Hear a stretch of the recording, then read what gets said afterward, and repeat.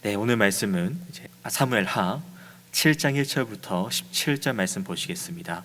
사무엘하 7장 1절부터 17절 말씀입니다. 네, 다 찾으신 줄 알고 한 절씩 교독하겠습니다. 여호와께서 주위의 모든 원수를 무찌르사 왕으로 궁에 평안히 살게 하신 때에 왕이 선지자 나단에게 이르되 볼지어다 나는 백향목 국에 살거든 하나님의 궤는 휘장 가운데에 있도다. 나단이 왕께 아뢰되 여호와께서 왕과 함께 계시니 마음에 있는 모든 것을 행하소서 하니라. 여호와의 말씀이 나단에게 임하여 이르시되 가서 내 종 다윗에게 말하기를 여호와께서 이와 같이 말씀하시되 내가 나를 위하여 내가 살 집을 건축하겠느냐.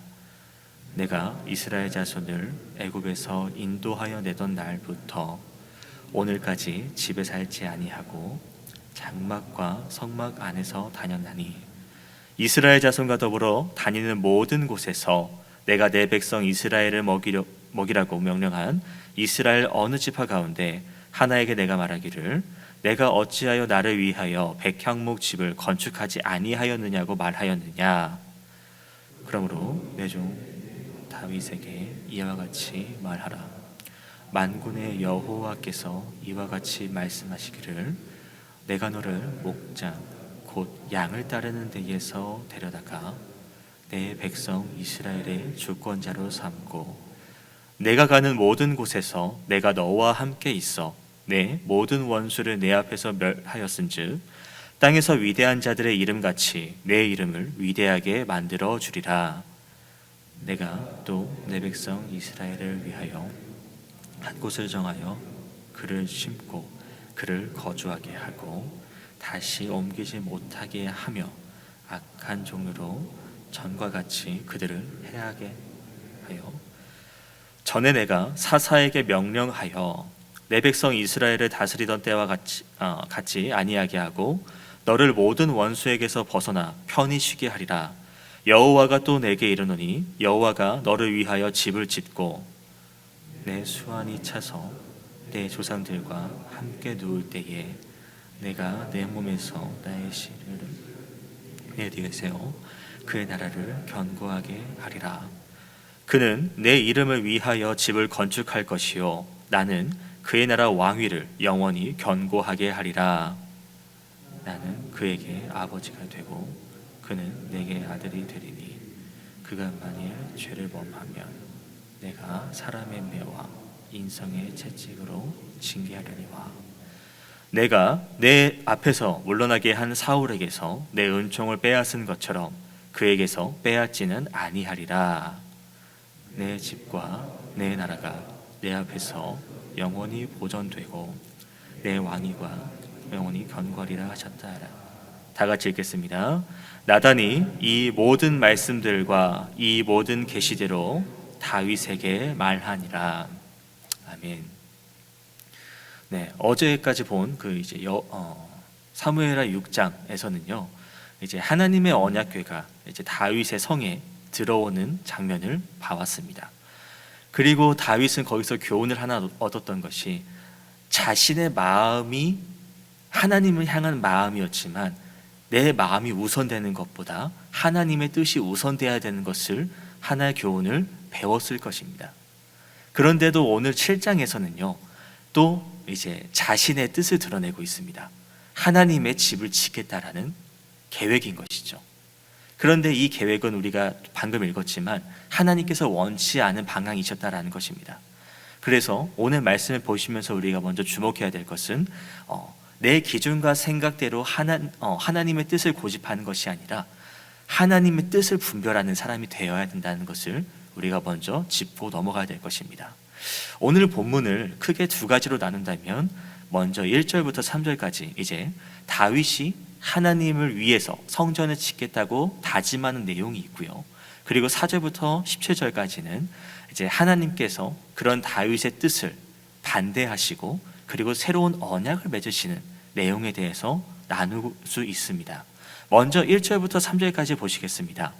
이제 다윗이 하나님의 성전을 짓겠다, 이제 하나님 언약궤가 머물 수 있는 집을 짓겠다라고 마음을 먹고 그 생각을 나단 선지자에게 나누는데요. 이제 이 장면을 보면 참 다윗이 하나님을 향한 마음이 얼마나 큰지를 볼 수 있겠다라고 생각할 수 있습니다. 이제 나라가 좀 평안해지고 이제 전쟁도 사라지니까 하나님께서 편안하게 해주시니 이제라도 내가 하나님께 뭐라도 좀 더 해야 되겠다라는 그런 마음인 것인데, 근데 성경을 우리가 또 읽어봤다시피 내 생각과 내 뜻, 그러니까 내가 이제는 해야겠다 내 다짐보다는 그 전에 하나님의 뜻이 무엇인지를 정말 잘 구별해야 된다는 것입니다. 그러니까 내 일보다 하나님의 일이 더 중요하다라는 것이죠. 1절을 다시 한번 보시면 이제 하나님께서 모든 원수를 물리치셨고 이제 이스라엘의 평화가 왔습니다. 여기서 말하는 모든 원수, 모든 대적은 이제 전장에 읽었던 이제 블레셋 뿐만이 아니라 이제 여러 이방 족속, 이제 암몬이나 모압 등도 나오는데요. 그러니까 이런 것들이 다 평안이 왔다라는 것은 배경, 이제 그 시간의 흐름상 이제 다윗의 이제 말기, 다윗이 이제 수명이 다해가는 그런 시기가 아닐까라는 생각이 됩니다. 그리고 그렇기에 다윗이 이제 나도 이제 이제 땅을 좀 안정시켰고 이제 이 하나님의 땅이 진정이 됐고, 그러니까 무엇을 해볼까? 하나님을 향해서 뭘 해볼까 하다가 아까 말씀드렸던 하나님을 향한 성전, 하나님의 집을 짓자가 되었다는 것이죠. 그리고 2절에서 이것을 나단 선지자와 나누는데, 그러니까 다윗이 이런 생각을 한 것이 자기는 이제 편안하다예요. 내가 이제 백향목 집으로 지어진 궁에서 살고 있고, 그런데 하나님의 언약궤는 저 휘장 천막에 있는 곳에 있고, 나는 안전한 튼튼한 집에 있는데 하나님의 집은, 하나님이 머무는 그 언약궤는 뭔가 좀 허전한, 좀 빈약한, 다윗은 이런 생각을 했던 것으로 여겨집니다. 그러니까 하나님이 베풀어 주신 은혜가 그렇게 많은데 내가 뭐라도 뭐 해야겠다는 생각이 들었던 것이죠. 그리고 나단 선지자가 그 말을 듣고 하는 말이 이렇게 말합니다. 마음에 있는 모든 것을 하옵소서. 왕이시여 왕의 생각대로 하십시오라고 나단 선지자가 말합니다. 선지자는 하나님의 말씀을, 하나님의 뜻을 미리 알고 전하는 사람이죠. 그런데 나단 선지자가 이렇게 했다라는 것은 다윗도 이제 속으로는 이것이 하나님 뜻이 맞구나라고 생각했을지도 모르겠습니다. 반대로 나단 선지자는 또 이런 것이에요. 다윗의 고백을 듣고 이게 하나님의 뜻인가? 하나님의 성전을 짓겠다고 한 것이니까 하나님께서 기뻐하시겠구나. 그래서 하나님에게 먼저 여쭙기 이전에 왕의 뜻대로 하십시오라고 말한 것입니다. 그러니까 이게 잘못된 생각은 아니에요. 일반적으로 볼 때는 하나님의 성전을 위해서, 하나님을 위해서 하는 거지 않습니까? 그런데 4절을 보면 하나님께서 그 밤에 찾아오시죠.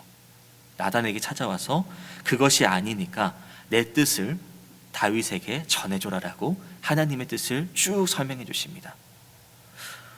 그러니까 죄송합니다.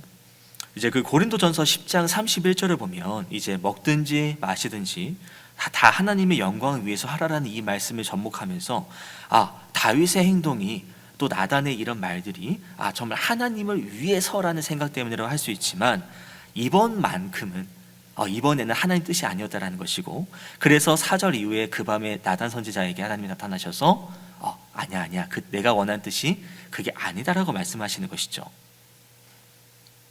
하나님이 이제 왜 반대하시는지를 얘기하시는데, 먼저 5절을 보시면 네가 나를 위하여 내 살집을 건축하겠냐라고 질문 던지시는데요. 이 질문은 다윗이 먼저 하나님께 사실 물어야 되는 질문이었다는 것입니다. 그동안 다윗이 했던 경로들을 보면 하나님의 뜻을 많이 구해왔어요. 근데 이게 꼭 한두 번씩은 하나님의 뜻을 구하기 전에 내가 먼저 하겠다라고 드러나는 부분이 나왔다는 것입니다. 그것이 오늘 나오는 장면이었다는 것이고, 그래서 하나님은 나단 선지자에게 계시하고 계시지만 이것은 또 다윗에게 그대로 전하는 거니까 다윗이 했어야 되는 질문을 하나님께서 이야기하시는 것이죠. 너가 내 집을 짓겠다고? 왜? 이 사무엘하 7장의 같은 맥락인 이제 역대상 17장을 보시면은 하나님께서 이렇게 말씀하시는 거예요. 너는 내가 거할 집을 건축하지 말라. 왜 하나님은 다윗 보고 짓지 말라고 하실까요? 그것은 역대상 22장 8절을 보시면 나와 있는데 다윗이 전쟁에서 피를 많이 흘려서 그렇습니다. 그러니까 피를 많이 흘린 그 다윗이 이제 평화를 상징하는 그 성전을 짓는다는 게 좀 맥락이 맞지 않은 부분이라는 것이죠. 그래서 이제 하나님께서 너의 마음이 나쁘다는 게 아니고 다윗아 너가 나를 생각하는 마음은 알겠는데 다만 지금은 때가 아니다 라고 말씀하시는 거예요. 그래서 6절 이후에서 말씀하시는 것은 너가 생각하는 것이 나를 이제 내가 머물 곳, 거할 곳 그런 건물을 얘기하고 있는 것으로 보여지는데 나는 내가 그곳에 갇혀 있는 존재가 아니다. 내가 성막과 그것을 자유롭게 이동하는 존재라고 말씀하고 계시면서 나는 그런 이게 인간에 의해서 공간을 제한받는 존재가 아니다. 그러니까 너가 나를 이렇게 꼭 이렇게 가두려고 하지 않아도 된다라고 말씀하시는 거예요. 그리고 7절에서도 말씀하시는 것이 내가 너희에게 너희 그 족속에게 너희 지파에게 집을 요구한 적이 있냐? 내가 어떤 백향목으로 뭐 만들어 달라고 말한 적이 있냐라고 말씀하시는 거예요. 그러니까 하나님께서 5절부터 이렇게 말씀하시는 것은 일단 너가 말하는 그런 성전 집 짓는 거 일단 반대라는 것이죠. 그러니까 다윗이 하나님의 성전을 짓겠다고 말하는 것은 하나님의 계획이 아니었다. 하나님의 뜻이 아니었다. 그저 다윗의 꿈이었다라는 것이죠. 그리고 이제 하나님께서는 이렇게 다윗의 뜻에 반대하시지만 근데 또 다윗 언약을 맺어주시는 부분이 8절부터 등장합니다. 먼저 8절부터 11절까지는요 이제 다윗에게 안전을 약속해 주시는데요. 그러니까 이런 약속을 해주시는 것은 다윗이 성전을 짓는 것에 대해서 거절하셨지만 그 마음이 너무나도 기특하셨던 것으로 보여집니다. 그렇기에 이전에 주셨던 은혜보다도 더 큰 은혜의 약속을 주신다는 것이죠. 먼저 이제 8절부터 보시면은 이제 하나님께서 다윗에게 해주셨던 그 과거의 일들, 하나님께서 다윗에게 베풀어 주셨던 일들에 대해서 이야기하시고, 그리고 9절 중하반절을 보시면은 이제 앞으로 일어날 일들에 대한 약속을 주셨다라는 겁니다. 앞서는 이제 다윗이 양을 치던 그런 목자에서, 그리고 이제 이스라엘 왕까지 나아가는 그 일, 이스라엘 왕으로 먼저 기름을 부어주셨고, 그리고 모든 대적들을 물리치셨던 일들. 근데 거기에다 덧붙이시는 것은 이제 너의 이름을 위대하게 만들어주겠다라는 것입니다. 너의 그 다른 주변 왕들보다 너를 강력하게 만들어준다는 그런 의미이고요. 그리고 앞으로도 대대로 이스라엘 그 역사 속에서 너의 이름이 기념될 것이다라는 것을 약속해 주셨다라는 것이죠. 그리고 이제 그 가나안 땅을 어떻게 할 거냐? 이스라엘의 영원한 땅으로 주겠다고 약속하십니다. 정했다는 말, 심었다는 말, 거주하겠다는 말, 다시는 옮기지 않겠다고 하는 이 말들이 하나님께서 이제 그 주도적으로 행동하신다는 말씀이고요. 그리고 이제 모든 원수에게서 이제 그 벗어나서 쉬게 한다는 이 말은 이제 적들의 침입이 없을 것이다. 싸울 일이 없을 것이다. 그러니까 이제 이 땅은 평화의 시대가 될 것이다라는 것을 말씀하고 있습니다. 다만 이것은 쭉 영원히라고 말씀하셨지만 다윗이 범죄했을 때에는, 죄를 지었을 때에는 하나님께서 이 왕국을 어려움을 겪게 하시는 부분은 나중에도 등장을 합니다. 이제 11절부터 17절까지는 이제 여호와께서 하나님께서 다윗의 집을 세우겠다고 약속하시는 부분인데요. 이제 이게 다윗 언약이라고 불리는 부분입니다. 이제 그 집을 세운다라는 것은 뭔가 정말 그 유형적인 건물이 아니라 그 다윗 왕조를 의미합니다. 그러니까 다윗의 그 왕조를, 그 왕국, 그 핏줄을 단단하게 세우신다라는 말씀인데요. 12절에 보시면 다윗의 아들이 왕위를 계승할 것이다 말씀하십니다. 이것은 앞서 말한 사울이 이제 떠올릴 수밖에 없는데요. 원래 일대 왕은 사울이지 않습니까? 근데 그 흐름대로라면 이제 다니엘이 왕이 되어야 되는데 사울이 하나님께 범죄하고 하나님의 뜻대로 살지 않았기 때문에 그 사울 왕조는 무너졌습니다. 사울의 집은 무너졌습니다. 그런데 12절에서는 다윗의 아들의 왕위를 계승할 것이다. 다윗의 집을 이제 세워주겠다. 즉 하나님께서는 그 다윗의 핏줄을 보장해 주신다는 말씀인 것이죠. 그리고 그 이제 아들들, 그 뒤에 이제 그 아들이 여호와의 이름을 위한 집, 성전을 건축할 것이고, 그리고 그 성전을 건축한 이후로도 하나님은 그 핏줄을, 그 왕위를 지켜주실 것이다. 그리고 14절에서도 하나님께서 뭐라 말씀하시냐, 다윗의 아들을 자기 아들로 삼아주시고, 그리고 하나님께서는 그 다윗의 아들의 아버지가 되겠다고 약속을 하십니다. 그러니까 이것은 정말 귀중한 내용인 것이 다윗 왕국의 근원을 설명해 주시는 거예요. 이 왕국이, 다윗의 왕조가 그냥 하나의 인간이 세우고 인간 또 통해서 무너진다 그런 개념이 아니라, 아버지가 아들을 낳은 것처럼 다윗 왕국은 하나님께서 세우신 나라라는 것이고, 그러니까 하나님께서 이제 세우신 나라로서 함부로 그 왕국이 무너지지 않도록 아버지로서 책임을 져주시겠다. 그러니까 이제 이스라엘 왕들은 하나님의 양자된 자로서 이제 하나님의 보호, 절대적인 지지를 받는다는 것을 약속을 해주셨다라는 것이에요.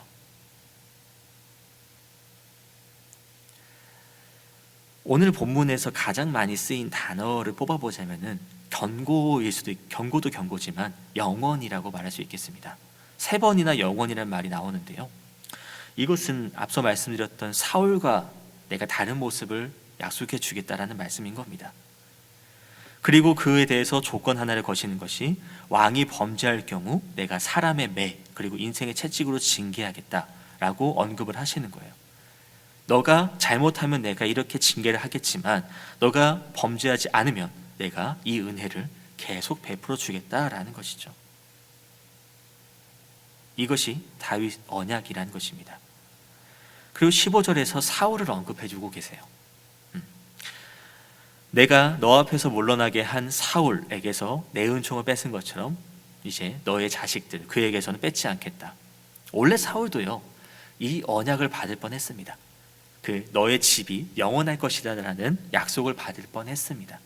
그게 이제 사무엘상 13장 13절 말씀인데요, 사무엘이 사울에게 이런 말을 하죠. 여호와의 말씀에 순종했다면 여호와께서 왕의 나라를 영원히 세우셨을 겁니다. 그러나 하나님 말씀에 불순종했기에 사울의 집은, 그 왕조는 영원해질 수 없었다라는 것이죠. 반면 다윗은 말씀에 순종하는 삶을 살았기에 16절에 기록된 것처럼 영원한 견고한 왕조를 받게 되었다라는 겁니다. 물론 다윗과 솔로몬 이후 하나님께서 이렇게 영원한 나라라고 약속을 해주셨지만 분열됐습니다. 그리고 결국은 또 아수르, 바벨론에 의해서 이스라엘, 유다가 전부 무너졌습니다. 그러니까 이 16절에서 말하는 이 견고한 나라, 영원한 나라라는 것은 이제 유형적인 어떤 그런 영토, 눈에 보이는 그런 땅의 개념이라기보다는 보다 본질적인 나라라는 것을 의미하는 것을 알 수 있다는 것이죠. 그것이 이제 다윗의 후손으로 오시는 이제 예수 그리스도, 주님으로 말미암는 이제 메시아, 주님이 세우시는 그런 나라라는 것이죠. 그래서 그 16절의 약속이 이제 예수님을 통해서 이루어지는 것을 우리는 신약을 통해서 볼 수 있다는 겁니다. 여기까지가 오늘 묵상하는 본문 내용입니다. 그래서 우리가 여기서 봐야 될 것은, 하나님은 그 다윗의 나라, 그리고 그의 왕조, 그 왕위를 견고케 하시는 것을 약속해 주셨습니다. 그리고 당신의 백성들을 대적들의 핍박에서, 적들의 그런 침입에서 안전하게 보호해 주신다고 약속해 주셨습니다. 다윗의 후손에게 이제 하나님께서 내가 아버지가 되겠다고, 그리고 아버지로서 그들을 지켜주겠다고 약속해 주시는 부분입니다. 이런 다윗 언약은, 하나님께서 다윗에게 주신 이 약속은요, 지금 우리에게도 주어지는 선물입니다. 하나님을 믿고 나아가는 사람, 하나님께 소망을 두는 사람에게 주시는 하나님의 선물이라는 것입니다. 부디 이 하나님의 말씀을 잘 듣고 마음에 새겨서 하나님의 뜻을 발견하고 하나님 뜻대로 살아가는 오늘이 되시길 바랍니다. 각자 말씀 묵상하는 시간 갖도록 하겠습니다.